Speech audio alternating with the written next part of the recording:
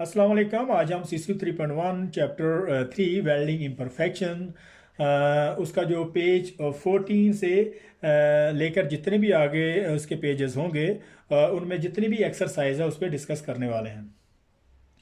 तो observe the following photograph and identity observe the following photographs and identify any welding imperfections and indicated with the Oval. तो ये जो उन्होंने कुछ picture दी हुई हैं उनको ऑब्ज़र्व करना है कि कहाँ कहाँ पे फॉल्ट है, क्या इम्परफेक्शन है। तो उसको फिर नीचे ये जो ए और यहाँ पे जो लाइन लगी हुई है इस पर राइट करना है, इस पर इसको लिखना है। तो यहाँ पे जो प्लेट 1 की जो पिक्चर है यहाँ पे लैक ऑफ फ्यूजन दिया हुआ है, ठीक है। ये इनकम्प्लीट फिलड ग्रूव की वजह से लैक ऑफ फ्यूजन है वेल्ड सरफेस की तरफ, वेल्ड फेस की तरफ। तो यहाँ पे लैक ऑफ फ्यूजन यहाँ पे लिखेंगे। तो इसी तरीके से प्ले 2 है, प्ले 2 में जो है लैक ऑफ रूट फ्यूजन यहाँ पे दी हुई है, ये रूट की तरफ है। तो इसका एक किनारा मेल्ट हुआ, दूसरा किनारा इसका मेल्ट नहीं हुआ। तो यहाँ पे लिखेंगे लैक ऑफ रूट पेनिट्रेशन। तो इसी तरीके से नेक्स्ट पिक्चर है, उसमें नंबर 3 में जो है पाइप बट वेल्ड्स रूट, ये पाइप का जो बट वेल्ड रूट की तरफ से शो करवा रहा है। तो इसकी जो सक पैक है इसको रूट कनकेविटी भी कहते हैं।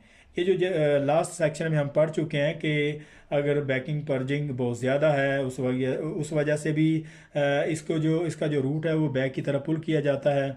और इसके अलावा अगर रूट गैप बहुत ज़्यादा वाइड हो, उसमें रूट बीट जो है उसकी डिपोजिटिंग वेरी थिनर हुई हो और उसके ऊपर हार्ड पास बहुत ज़्यादा मोटा लगा दिया हो, तो उस वजह से भी ये जो पीछे की तरह खिंच जाता है। तो यहाँ पे इसको रूट कनकेविटी या सक बैग यहाँ पे लिखेंगे। तो उसके अलावा प्लेट बट वेल्ड फेस की तरफ ये प्लेट है और इसके जो बट वेल्ड फेस की तरफ यहाँ पे ग्राइंडिंग मार्क दिए हुए हैं एक नंबर में। तो यहाँ पे ग्राइंडिंग मार्क यहाँ पे इसको जो लिखेंगे। तो इसको जो है ड्रेस करने की ज़रूरत है, अच्छे तरीके से इसको फिलअप वेल्डअप किया जाएगा, उसके बाद इसको अच्छे से पॉलिश करेंगे। तो फिर ये काम के लिए जो है एक्सेप्टेबल समझी जाएगी। तो नेक्स्ट पिक्चर है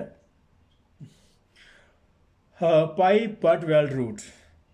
तो ये पाइप है, उसका रूट साइड पे जो यहाँ पे जो इन्होंने एक इंडिकेट किया हुआ है, यहाँ पे जो पिटिंग है, जो क्रोजन लगा होता है, बहुत ज़्यादा गहरा क्रोजन है इस पे यहाँ पे। तो इस तरह का जो क्रोजन होता है उसको पिटिंग कहते हैं।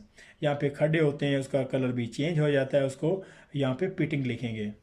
तो नेक्स्ट है ये जो रूट का जो रूट अंडरकट है, इसको श्रिंकेज ग्रूव भी कहते हैं। ये पाइप बट वेल्ड रूट की तरफ है। तो जैसे इसको पहले पढ़ चुके हैं,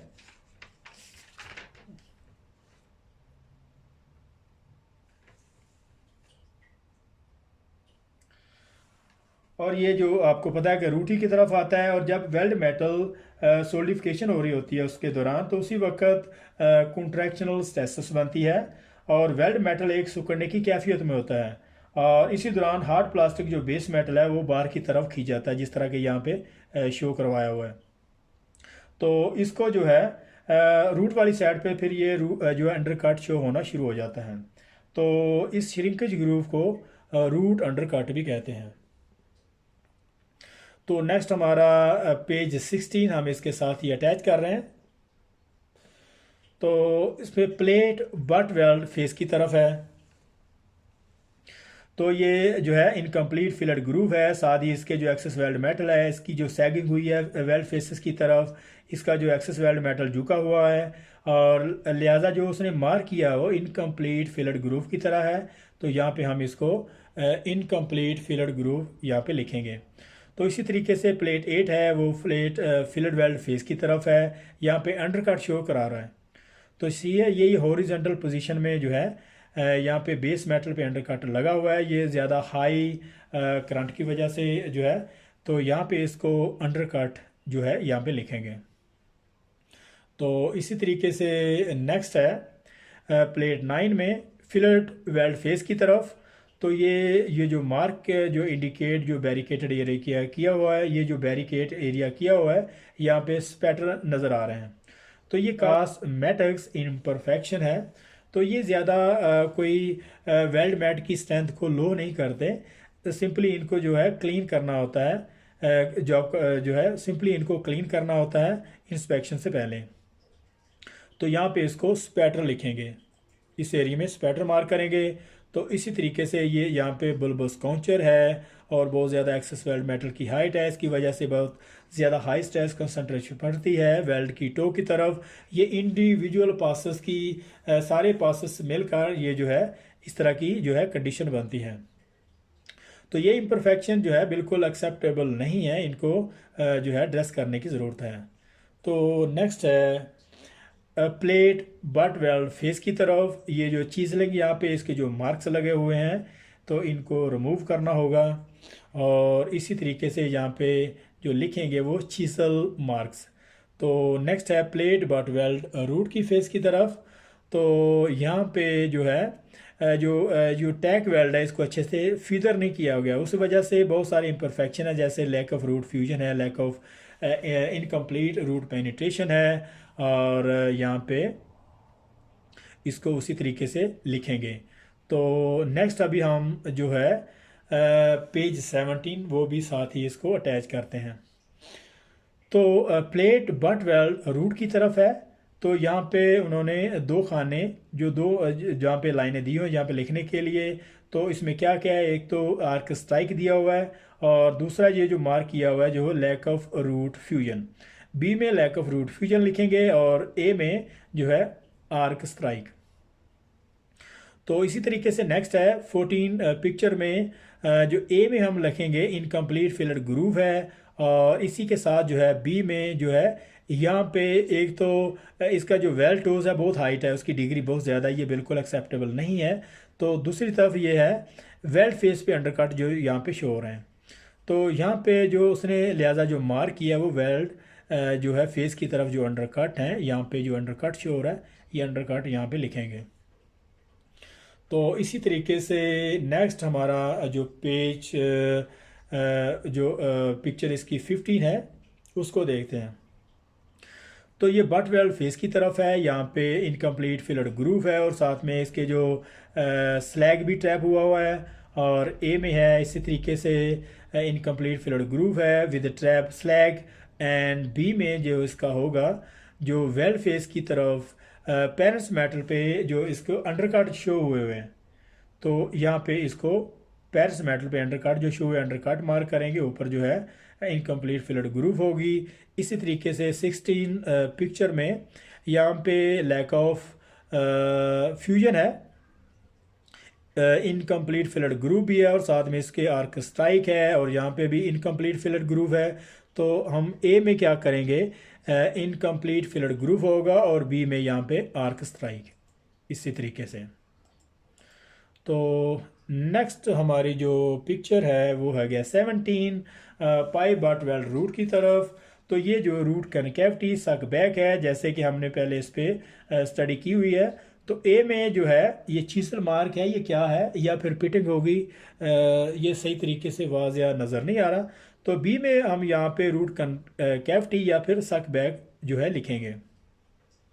इसी तरीके से जो इसी तरीके से जो प्लेट बट वेल्ड रूट की तरफ जो इसकी पिक्चर 18 है उसको देखते हैं। ये बर्न थ्रू है और यहाँ पे साथ ही इसका एक्सेस वेल्ड मेटल की हाइट बहुत ज़्यादा है। तो ये दोनों जो इम्परफेक्शन है बिल्कुल एक्सेप्टेबल नहीं है। तो यहाँ पे इसको एक्सेस वेल्ड मेटल जो है वो करेंगे एक्सेस वेल्ड मेटल और साथ ही इसका जो बी होगा वो होगा बर्न थ्रू यहाँ पे इसी तरीके से। तो हमारा 17 पेज ख़त्म हो रहा है, तो साथ ही हम इसके अटैच करते हैं 18 पेज। तो यहाँ पे रिकॉर्ड ऑल वेल्डिंग इम्परफेक्शंस। तो record all welding imperfections that can be observe in photograph 1924। तो जो भी इसमें इम्परफेक्शन होगी, एक तो इसकी जो वेल्ड बीट है वो रेगुलर नहीं है और उसके अलावा यहाँ पे एक पोर्स है, परास्ती है, कुछ पीस दाने हैं यहाँ पे। तो कुछ चीज़ल के मार्क हैं यहाँ पे पेरिस मेटल पे भी और वेल्डिंग के ऊपर भी, और यहाँ पे कुछ अंडरकट शो हो रहा है। तो और यहाँ पे जो है पिटिंग है, पिटिंग के कुछ निशान हैं। तो इसी तरीके से जो जो भी मार्क्स यहाँ पे नज़र आ रहे हैं, जो इम्परफेक्शन नज़र आ रही हैं नीचे दिए हुए दर्ज झैल में आपको वहाँ पे इसको मेंशन करना है। इसी तरीके से ये जो पाई बट वेल्ड रूट है, तो ये जो रूट फेस की तरह शो करवा रहा है। तो यहाँ पे जितने भी जो इम्परफेक्शन हो गए, यहाँ पे पिटिंग शो हो रहा है और यहाँ पे अंडर कट शो हो रहा है, और इसी तरीके से सक बैक है, रूट कनकेविटी है, और यहाँ पे मार्क करके उसी तरीके से उसको जो है नीचे लिखना है। तो इसी तरीके से 19 पेज हमारा है।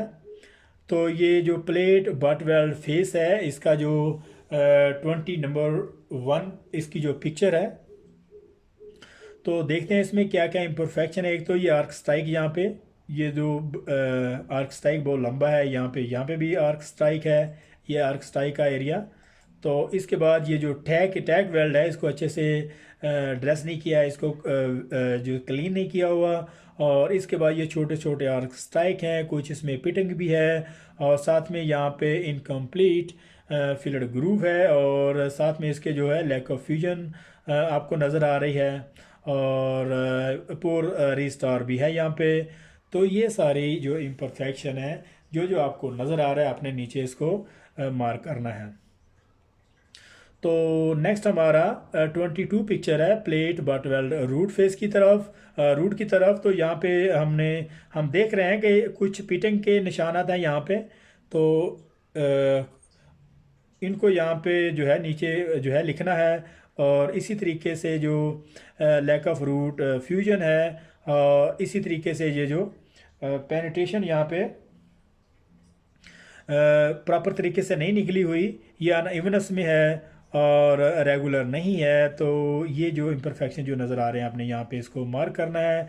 इसी तरीके से जो 23 पिक्चर है प्लेट बट वेल्ड फेस की तरफ, तो ये यहाँ पे जो आर्क स्ट्राइक है कुछ, और यहाँ पे लैक ऑफ फ्यूजन है, ये भी लैक ऑफ फ्यूजन है, और यहाँ पे भी लैक ऑफ फ्यूजन दिया हुआ है, और साथ में आर्क स्ट्राइक है इस एरिया में। तो ये रूट फेस अंडर कट भी यहाँ पे है, इसी तरीके से ये जो नज़र आ रहा है। तो इनकम्प्लीट फिलड ग्रूव भी है, पोर स्टार भी है यहाँ पे, और एक्सेस वेल मेटल भी है। ये सारे के सारे इम्परफेक्शन एक ही प्लेट में शो करवाए हुए हैं। तो इसको उसी तरीके से नीचे लिखना है हम। इसके बाद 24 पिक्चर है, यहाँ पे ये प्लेट बट वेल्ड रूट की तरफ है। तो ये जो टैग है, यहाँ पे इसको प्रॉपर तरीके से फीदर नहीं किया। यहाँ पे आप देख रहे हैं कि छोटे छोटे जो हैं लैक ऑफ रूट फ्यूजन जो है नहीं हुई। तो इसी तरीके से ये भी है, और यहाँ पे भी कुछ मार्क्स है, तो यहाँ पे भी वो शो करवा रहा है। यहाँ पे भी इसी तरीके से लैक ऑफ रूट फ्यूजन है, और कुछ चीज़ल के मार्क हैं, चिपिंग हैमर के। तो आपने यहाँ पे इसको नीचे लिखना है। तो यहाँ पे जो हमारा वेल्डिंग इम्परफेक्शन चैप्टर 3 उसका जो कंप्लीट चैप्टर यहाँ पे ख़त्म हो रहा है। तो अगर ये वीडियो अच्छी लगी हो तो इसको सब्सक्राइब करें, लाइक करें, और बेल आइकन को प्रेस करें, ताकि हर नई आने वाली इन्फॉर्मेटिव वीडियो आपको मिल सके। तो मिलते हैं नेक्स्ट चैप्टर 4 में।